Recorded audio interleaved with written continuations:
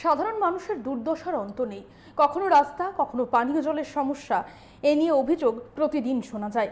এবার অভিযোগ উঠে আসলো মেলাঘর থেকে। সেখানে উরমাই বাজার থেকে কৃষ্ণচৌমুনি যাওয়ার রাস্তা দীর্ঘদিন ধরে বেহাল অবস্থায় থাকলেও সংস্কার করা হচ্ছে না। অভিযোগ, সামান্য বৃষ্টি হলে রাস্তায় জল জমে থাকে, ফলে যান চালকদের পাশাপাশি রোগী ও পড়ুয়াদের সমস্যায় পড়তে হচ্ছে। অভিযোগ, এ বিষয়ে স্থানীয় পঞ্চায়েত প্রতিনিধি ও নেতাদের জানিয়েও লাভের লাভ কিছুই হচ্ছে না। তাই কবে নাগাদ রাস্তার কাজ শুরু হবে তার সময়ই বলবে। আমরা শুনবো ঠিক কি সমস্যায় জর্জরিত ওই এলাকার বাসিন্দারা। আজকে কয়েক মাস ধরে অনেক অসুবিধা হয়। পঞ্চায়েতের তারাও জানাইছে পুকুরা জল এদিকে ইয়ারি জমে থাকে, ড্রেনবদ্ধ হতে হয় কি কইলে আর কিতা করুন, তারপরে ড্রেনবদ্ধ হয়ে গেছে, ড্রেন সারে না। সব দিকে রাস্তা মোটামুটি মোটামুটি আমরা তো গাড়ি চালাই, মোটামুটি ট্রাভেল এলাকা যে এডিসি এলাকাগুলো রাস্তা খুবই ভালো, কিন্তু মানুষ না চলাচলের জন্য কোনো মানুষ নয়, কিন্তু রাস্তা একদম খুব ফ্রেশ রাস্তা।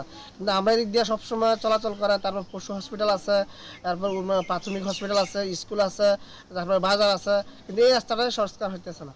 এই রাস্তাটা খুবই দুর্বল অবস্থা। এখানে দেখেন সামনে একদম ড্রেন হয়েছে পুরাই, ওই জায়গা ড্রেন হয়েছে, এই জল জমে হয়েছে সামনে। আরো সামনে গেলে দেখবেন আরো অবস্থা খারাপ, একদম নামতে ডাউনটা নামতে আরো